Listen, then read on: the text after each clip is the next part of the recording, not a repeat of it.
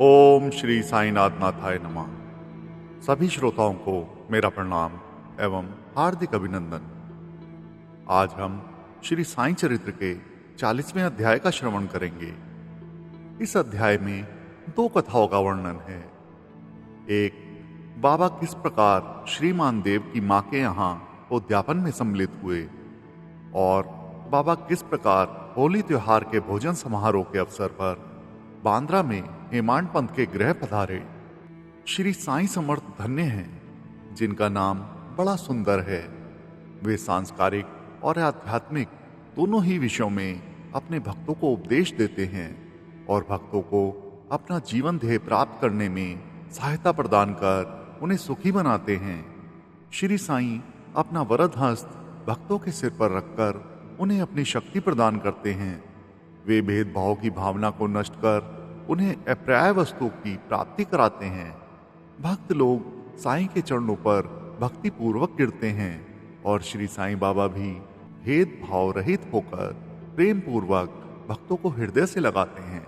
वे भक्तगण में ऐसे सम्मिलित हो जाते हैं जैसे वर्षा ऋतु में समुद्र नदियों से मिलता तथा उन्हें अपनी शक्ति और मान देता है। श्री बीवी देव डहाणू में मामलतदार थे। उनकी माता ने लगभग 25 या 30 व्रत किए थे, इसलिए अब उनका उद्यापन करना आवश्यक था। उद्यापन के साथ साथ 100-200 ब्राह्मणों का भोजन भी होने वाला था। श्री देव ने एक तिथि निश्चित कर बापू साहेब जोग को एक पत्र शिरडी भेजा। उसमें उन्होंने लिखा कि तुम मेरी ओर से श्री साईं बाबा को उद्यापन और भोजन में सम्मिलित होने का निमंत्रण दे देना और उनसे प्रार्थना करना कि उनकी अनुपस्थिति में उत्सव अपूर्ण ही रहेगा। मुझे पूर्ण आशा है कि वे अवश्य डहाणू पधार कर दास को कृतार्थ करेंगे। बापू साहेब जोग ने बाबा को वह पत्र पढ़कर सुनाया। उन्होंने उसे ध्यानपूर्वक सुना और शुद्ध हृदय से प्रेरित निमंत्रण जानकर वे कहने लगे, जो मेरा स्मरण करता है उसका मुझे सदैव ही ध्यान रहता है। मुझे यात्रा के लिए कोई भी साधन, गाड़ी, तांगा या विमान की आवश्यकता नहीं है। मुझे तो जो प्रेम से पुकारता है उसके सन्मुख मैं अविलंब ही प्रकट हो जाता हूँ। उसे एक सुखद पत्र भेज दो और उसमें लिखो कि मैं और 2 व्यक्तियों के साथ अवश्य आऊंगा। जो कुछ बाबा ने कहा था जोग ने श्री देव को पत्र में लिखकर भेज दिया। पत्र पढ़कर देव को बहुत प्रसन्नता हुई, परंतु उन्हें ज्ञात था कि बाबा केवल राहता, रुई और नीम गांव के अतिरिक्त और कहीं भी नहीं जाते हैं। फिर भी उन्हें विचार आया कि उनके लिए क्या असंभव है। उनकी जीवनी अपार चमत्कारों से भरी हुई है। वे तो सर्वव्यापी हैं। वे किसी भी वेश में अनायास ही प्रकट होकर अपना वचन पूर्ण कर सकते हैं।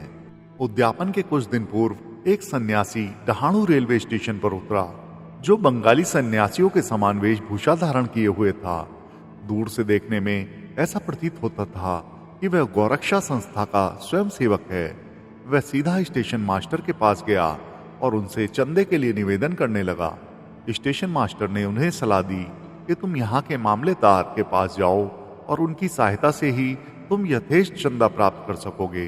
ठीक उसी समय मामलेदार भी वहां पहुंच गए। तब स्टेशन मास्टर ने सन्यासी का परिचय उनसे कराया और वे दोनों स्टेशन के प्लेटफॉर्म पर बैठे वार्तालाप करते रहे। मामलेदार ने बताया, यहाँ के प्रमुख नागरिक श्री रावा साहेब नरोत्तम सेठी ने धर्मार्थ कार्य के निमित्त चंदा इकट्ठा करने की एक नामावली बनाई है। अतः अब एक और दूसरी नामावली बनाना कुछ उचित सा प्रतीत नहीं होता। इसलिए श्रेष्ठकर तो यही होगा कि आप 2-4 माह के पश्चात पुनः यहाँ दर्शन दें। यह सुनकर सन्यासी वहां से चला गया और 1 माह के पश्चात श्री देव के घर के सामने तांगे से उतरा। तब उसे देखकर देव ने मन ही मन सोचा कि वह चंदा मांगने ही आया है। उसने श्री देव को कार्य व्यस्त देखकर उनसे कहा, श्रीमान मैं चंदे के निमित्त नहीं बल्कि भोजन करने के लिए आया हूँ। देव ने कहा, बहुत आनंद की बात है, आपका सहर्ष स्वागत है। सन्यासी, मेरे साथ 2 बालक और हैं। देव ने कहा, तो कृपया उन्हें भी साथ ले आइए।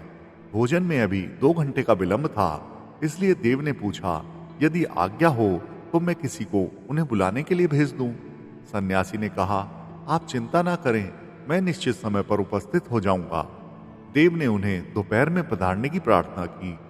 ठीक 12 बजे दोपहर को 3 मूर्तियां वहां पहुंची और भोज में सम्मिलित होकर भोजन करके वहां से चली गईं। उत्सव समाप्त होने पर देव ने बापू साहेब जोग को पत्र में उलाहना देते हुए बाबा पर वचन भंग करने का आरोप लगाया। जोग वह पत्र लेकर बाबा के पास गए, परंतु पत्र पढ़ने से पूर्व ही बाबा उनसे कहने लगे, अरे मैंने जहां जाने का वचन दिया था तो मैंने उसे धोखा नहीं दिया। उसे सूचित करो कि मैं अन्य 2 व्यक्तियों के साथ भोजन में उपस्थित था, परंतु जब वह मुझे पहचान ही नहीं सका तब निमंत्रण देने का कष्ट ही क्यों उठाया था। उसे लिखो कि उसने सोचा होगा कि वह सन्यासी चंदा मांगने आया है, परंतु क्या मैंने उसका संदेह दूर नहीं कर दिया था कि 2 अन्य व्यक्तियों के साथ मैं भोजन के लिए आऊंगा, और क्या वे त्रिमूर्तियां ठीक समय पर भोजन में सम्मिलित नहीं हुई। देखो, मैं अपना वचन पूर्ण करने के लिए अपना सर्वस्व निछावर कर दूंगा। मेरे शब्द कभी असत्य न निकलेंगे। इस उत्तर से जोग के हृदय में बहुत प्रसन्नता हुई और उन्होंने पूर्ण उत्तर लिखकर देव को भेज दिया। जब देव ने उत्तर पढ़ा तो उनकी आंखों से अश्रु धाराएं प्रवाहित होने लगी। उन्हें अपने आप पर बड़ा क्रोध आ रहा था कि मैंने व्यर्थ ही बाबा पर दोषारोपण किया। वे आश्चर्यचकित से हो गए कि किस तरह मैंने सन्यासी की पूर्व यात्रा से धोखा खाया, जो कि चंदा मांगने आया था, और सन्यासी के शब्दों का अर्थ भी न समझ पाया कि अन्य 2 व्यक्तियों के साथ मैं भोजन को आऊंगा। इस कथा से विदित होता है कि जब भक्त अनन्य भाव से सद्गुरु की शरण में आता है तभी उसे अनुभव होने लगता है कि उसके सब धार्मिक कृत्य उत्तम प्रकार से चलते और निर्विघ्न समाप्त होते रहते हैं। अब हम एक दूसरी कथा लें जिसमें बतलाया गया है कि बाबा ने किस प्रकार चित्र के रूप में प्रकट होकर अपने भक्तों की इच्छा पूर्ण की। सन 1917 में होली पूर्णिमा के दिन हेमांड पंत को एक स्वप्न हुआ। बाबा उन्हें एक सन्यासी के वेश में दिखे और उन्होंने हेमांड पंत को जगाकर कहा कि मैं आज दोपहर को तुम्हारे यहाँ भोजन करने आऊंगा। जागृत करना भी स्वप्न का एक भाग ही था, परंतु जब उनकी निंद्रा सचमुच में भंग हुई तो उन्हें न तो बाबा और न कोई अन्य सन्यासी दिखाई दिया। वे अपनी स्मृति दौड़ाने लगे और अब उन्हें सन्यासी के प्रत्येक शब्द की स्मृति हो आई।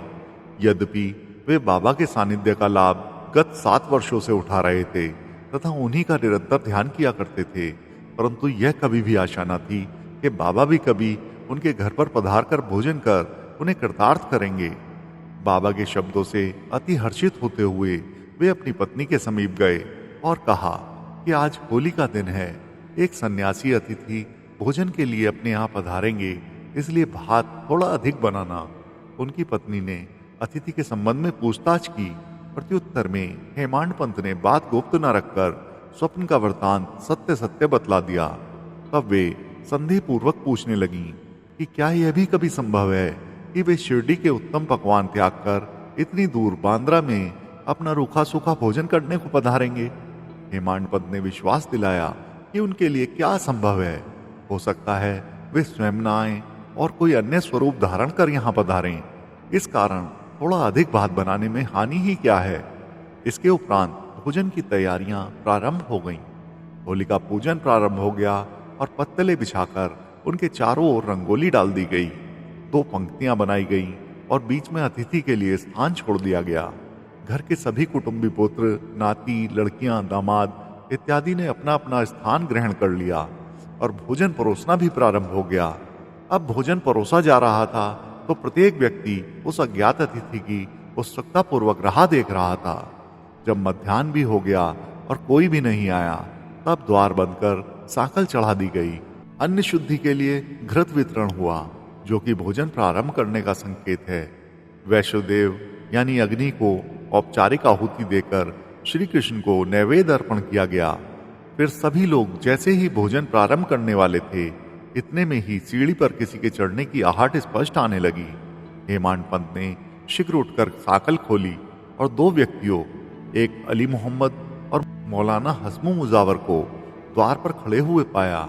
इन लोगों ने जब देखा कि भोजन परोसा जा चुका है और केवल प्रारंभ करना ही शेष है, तो उन्होंने विनती भाव में कहा कि आपको बड़ी असुविधा हुई, इसके लिए हम क्षमा प्रार्थी हैं।